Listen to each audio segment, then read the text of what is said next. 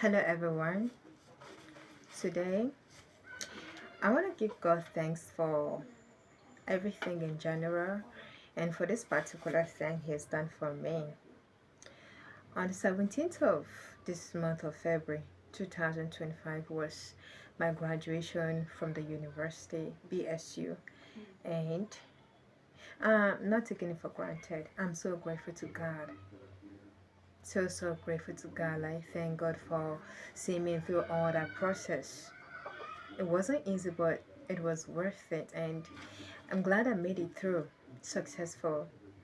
So, I also want to relate my story to my preaching. I keep on telling you not to give up, to keep holding on, to keep trying, and to keep praying, and you will have it triumphantly at the end. So, I just want to give you part of my testimony in regards to what I've been preaching to you about not giving up on life. So, I, as a person, I take education to be so sacrosanct, very, very sacrosanct. So, I always put in my efforts, I always do what I know I can do to achieve it. All my levels of education, I always try to put in my best efforts. I put in resources and the ways that I can and all that. It really was not easy, but I'm just glad that I've come to this top. So glad. So here is how it started. I made my mom, my late mom now, a promise. It was on her funeral. I made her a promise of going to school. I made her a promise of going to the university. So I started working on that. Her death was so painful. I couldn't just, just looking for something to keep her memories fresh in my mind, you know, trying to, at least, even in her absence, still live up to expectation because she, as a mother, suffered a lot. She went through a whole lot trying to raise 8 children. It really was not easy. Most of the responsibility was on her. So, and we were just so many in the family, we were 8 children. It really was not easy, and each and every one of us wanted to help her in ways that we could, but it's just we were still tender and younger. There was nothing much we could do. We were just hoping when we grow up and become something big in life, we'll come back and then we'll give her all the enjoyment in the world and just give her a good life. It's just unfortunate that her life had to be cut short along the line. Nevertheless, we still give God thanks for He knows how He works His own things in His own way. Yeah.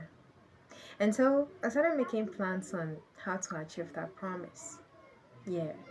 I tried, I hustled, raised some money, and I applied. I got admission actually 2017/2018 academic session, and I was offered admission.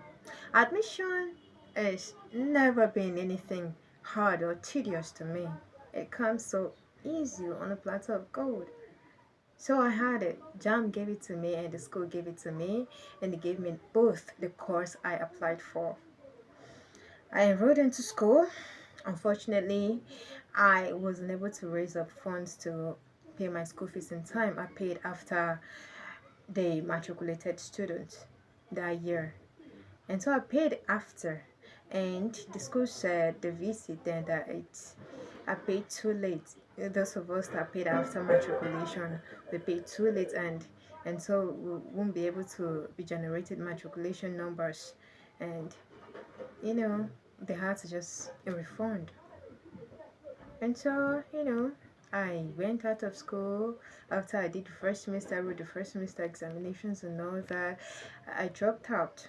There was absolutely nothing we could do. I cried, yeah, engaged people, and the VC just stood his grounds. And so it was what it was. I was even offered either part-time or sandwich. I didn't know what I was going to do with that. I was still so young for that, and that wasn't really my aim. It wasn't my goal. And so I had to wait. I just dropped out. It was so painful. I cried all my tears out and all that. And I cleaned up my tears. Life had to move on, right? So I moved on. I went out there.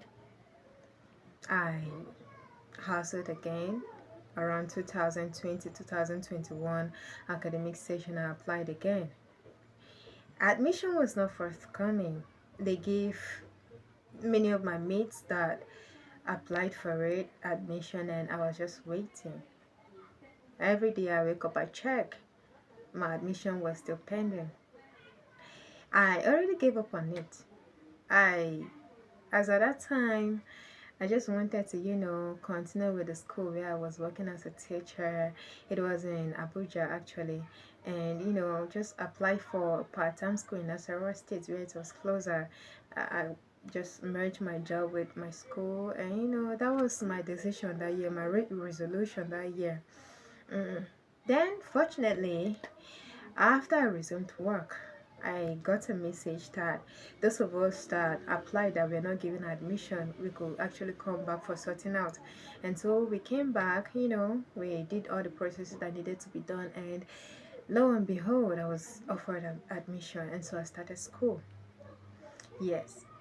So in my first year, we went on this long strike, and I met my husband, and we got married, had our baby. It was not easy, coupling school, baby. It really wasn't easy.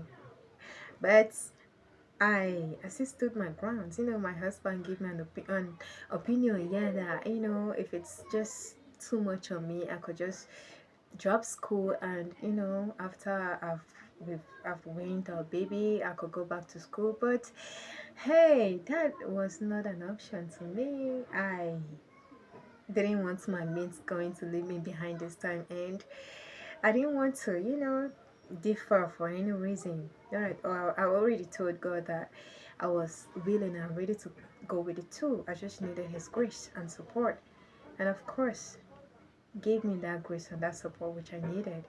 My husband was, oh my God, he was a godsend. God just made my admission this time by divine arrangement.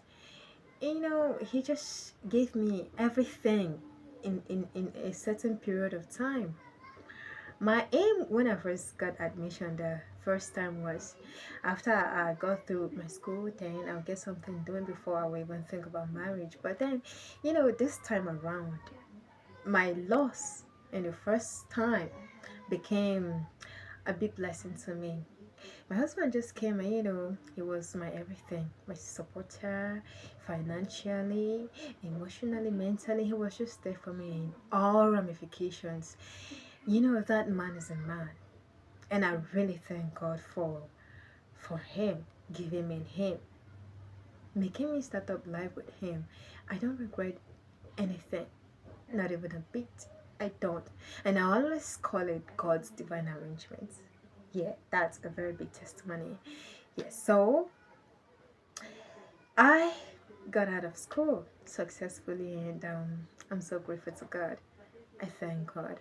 So, you see, life comes with ups and downs. It's something I always tell you that is inevitable. We can't live without these ups and downs, and trust me, some things happen to you, you don't even know the reason behind them. As in, you can't just justify any reason that is good enough for some of the things that happen to you to happen to you for. You just can't justify. But God knows.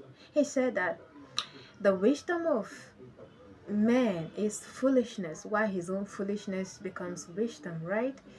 Although you may not find a good reason for it, but he knows the best reason for it. And it may seem a disappointment, right? And that is why every disappointment comes with a blessing. Okay? So, whatsoever you're going through, please do not give up. For that good cause, for what it's worth, do not give up.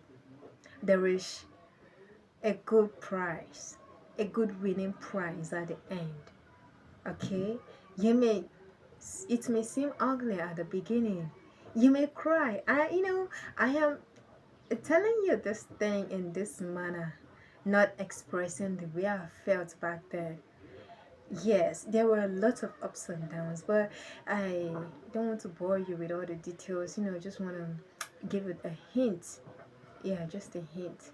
Okay, so the good thing may come in an ugly way.